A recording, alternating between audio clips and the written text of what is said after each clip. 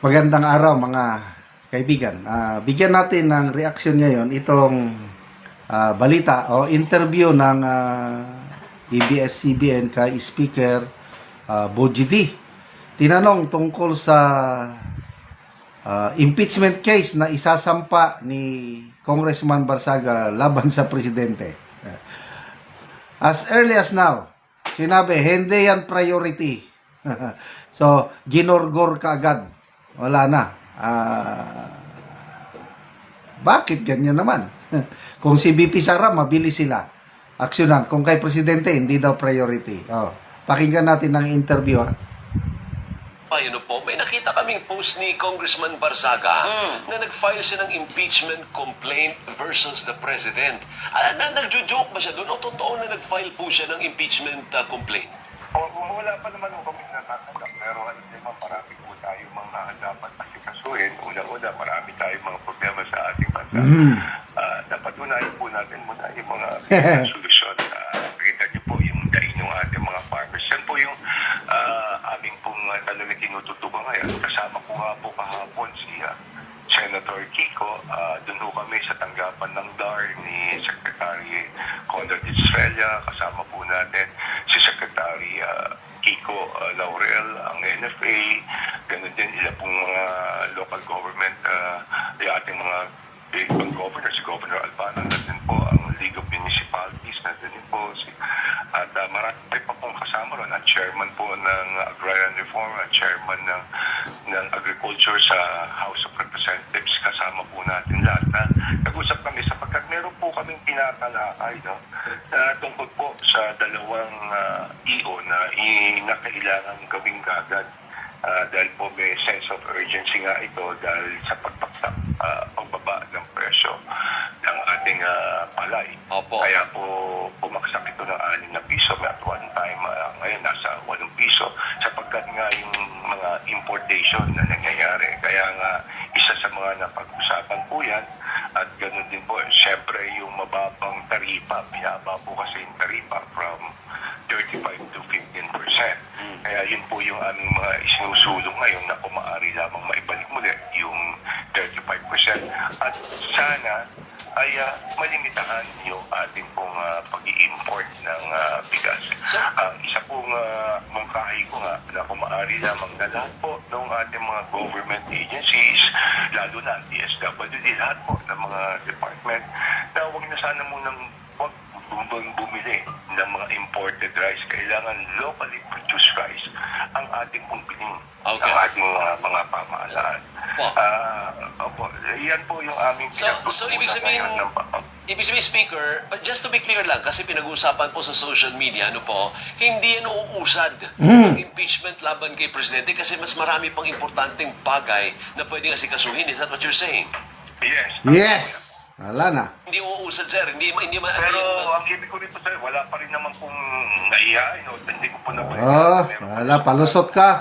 impeachment complaint laban sa Pangulo. Pero kung sakaling meron man, hindi uusad yan. Hindi yung priority ang impeachment ngayon sapagkat ang dami mo nating hinahanap na ating bansa. Thank you. Mr. Speaker, maraming salamat po sa oras, sir. Kita nyo?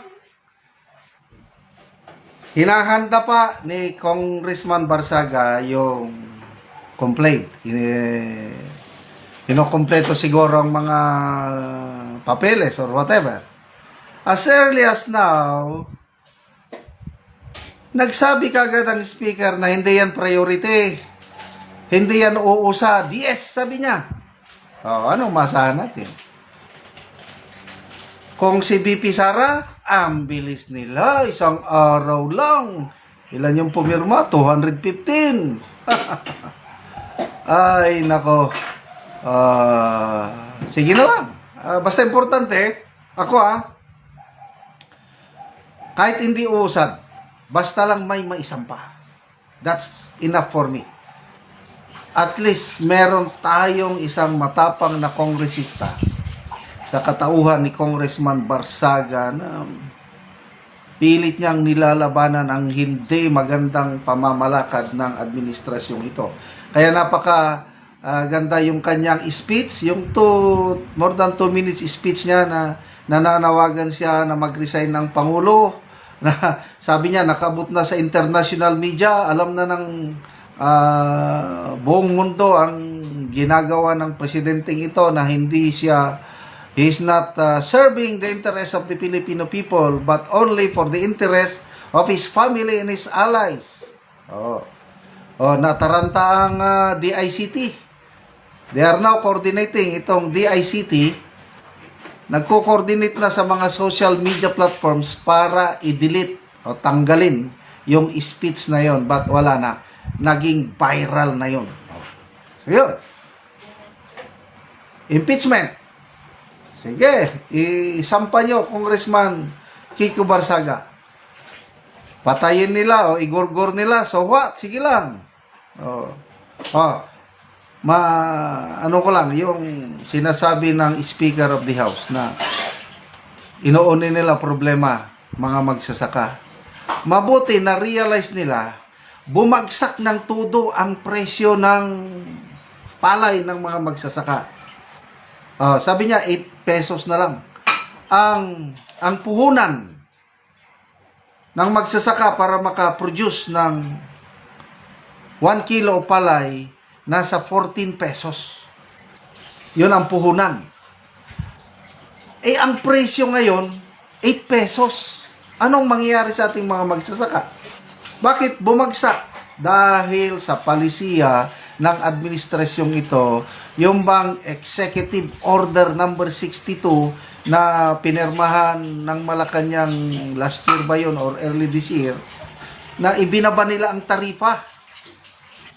Tapos, yung 35% na buwis ng imported rice, 15% na lang. Hayahay ang mga importer. Allah, bumaha ang imported rice. Ano ngayon? Ang naging kawawa ang ating magsasaka. Yan ba ang sabi ng Yusek Claire Castro? Nagtratrabaho daw ang Pangulo. Masipag para iangat ang kabuhayan ng Pilipino. Anong klaseng iangat ang kalagayan ng farmers? Luging-lugi ang farmers. Ngayon, mag-i-issue na naman ng isang executive order para i-stop ang importation, para wala na, huli na kayo. Galit na ang mga farmers sa palisiya ng administrasyong ito. Okay, so, sige na, Congressman Barsaga, isampa mo na yan. Kung hindi usad, never mind. Basta may put on record na ang Pangulong Marcos nasampahan ng impeachment complaint galing sa isang matapang na Congressman Barsaga. Okay. Salamat mga kaibigan sa inyong pagsubaybay sa ating channel.